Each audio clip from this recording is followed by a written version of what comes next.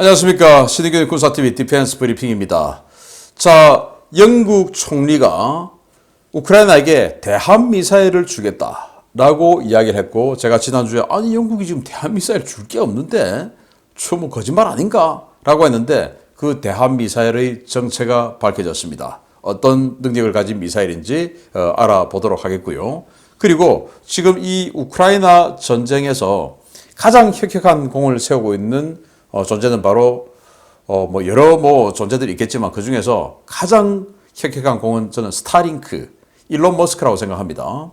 왜? 통신이 되게끔, 인터넷이 되게끔 만들어주고 있기 때문에. 그래서 러시아도 그런 생각하겠죠. 완전 그냥 빡쳐가지고 이 스타링크를 사이버 공격을 수차례 했는데 그게 지금 다 막아버렸고, 그 스타링크가 러시아의 해커를 완전히 박살내는 걸 또 미국 정보당국이 봤더니 야, 이거 정말 찬란하다.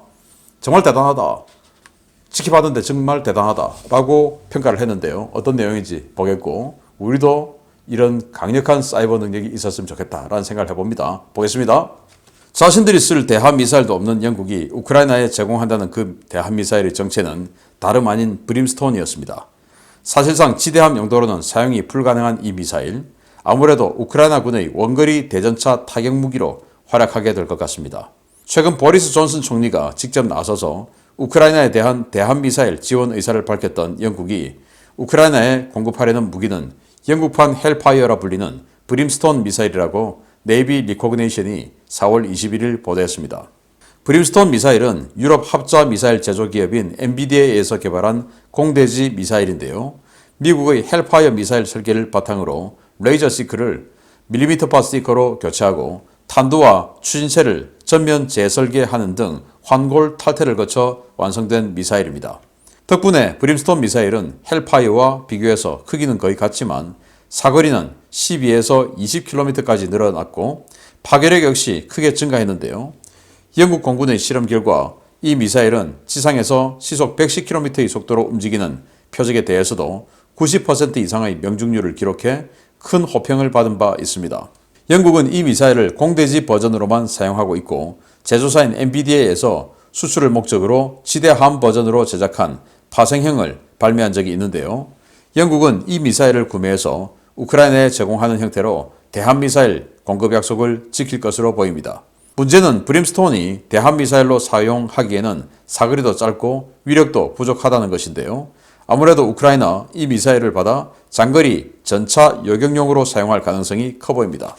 자, 미국의 대전차 미사일이죠. 헬파이어, 아파치, 바이퍼 이런 데 달고 다니는 이 공대지 대전차 미사일로 만들었던 헬파이어, 그걸 바탕으로 이제 이 유럽에서 MBDA에서 또 개발한 게 브림스톤. 그래서 밀리미터파 시크가 있고, 그래서 아주 정밀하게 이제 유도를 해서 가는데 110km 속도로 달리고 있는 차량에 대해서도 이동 표적에 대해서도 이제 따라가면서 때릴 수 있는 그런 강력한 기동력, 그리고 헬파이어를 바탕으로 했기 때문에 전차 맞으면은 그냥 가루가 되는 것이죠. 매버릭 미사일하고 이 파괴력이 비슷하다고 하니까 대단한 겁니다. 그런데 헬기에서 쐈을 때는 최대 12km, 그리고 전투기에서 쐈을 때는 최대 20km까지 날아간다고 하니까 사거리도 공대지용으로 쓰기에는 괜찮았죠.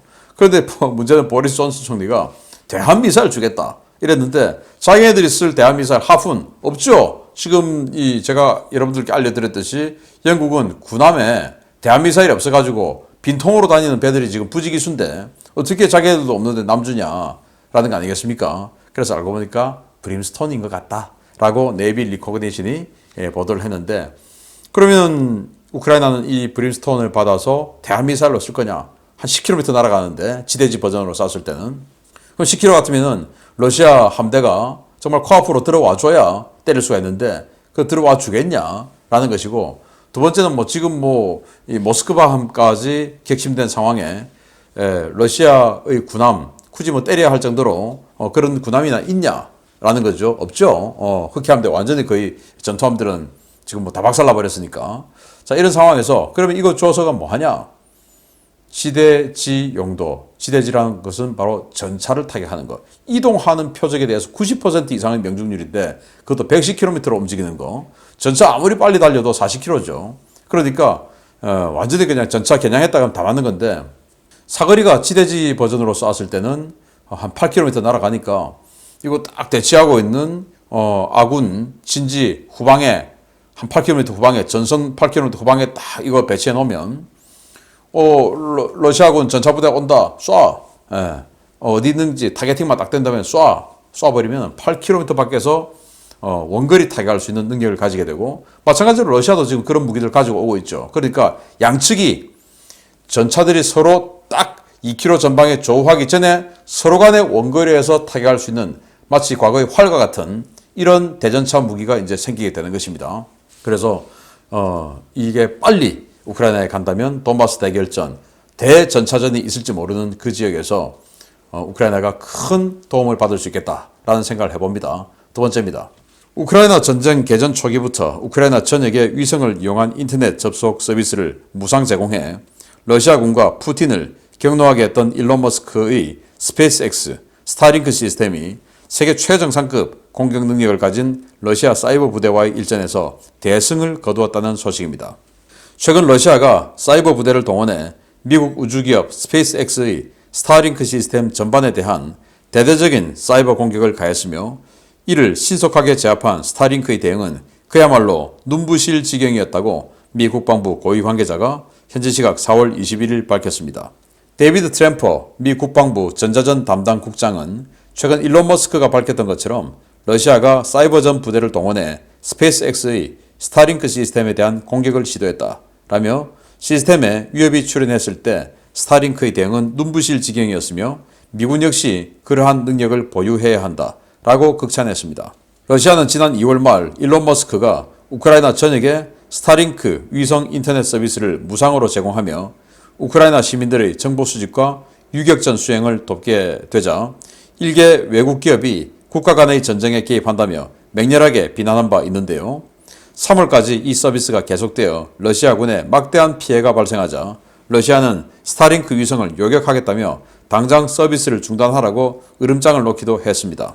러시아는 지난 3월 사이버 부대를 동원해 스타링크 시스템의 네트워크 터미널에 집중 공격을 가했는데요.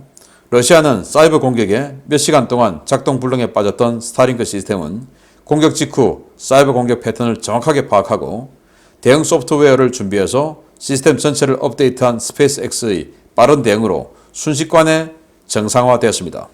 트럼프 국장은 전자전 엔지니어의 관점에서 봤을 때 스타링크의 대응은 환상적이었고 눈이 부실 지경이었다라며, 군 역시 위협이 나타나면 다이나믹하게 시스템을 바꾸어 작전 능력을 유지하면서도 시스템을 보호할 수 있는 능력을 갖춰야 한다라고 평가했습니다.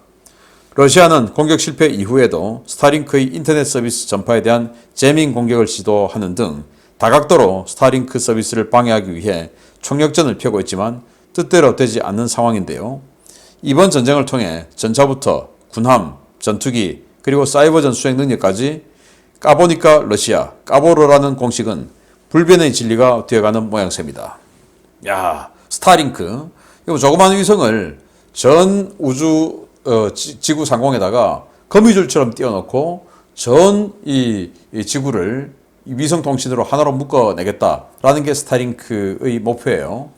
최종적으로 한 3만여 개를 지구 저궤도에 이제 띄워놓겠다라는 건데, 현재 지금 떠 있는 거는 1085개를 띄워놨는데 그 중에 상당수를 우크라이나가 포함된 그 지역으로 선회하게끔 만든 거죠. 그렇게 해서 우크라이나는 항시 위성 서비스를 전역에서 받을 수 있도록 지금 세팅을 일론 머스크가 해준 겁니다.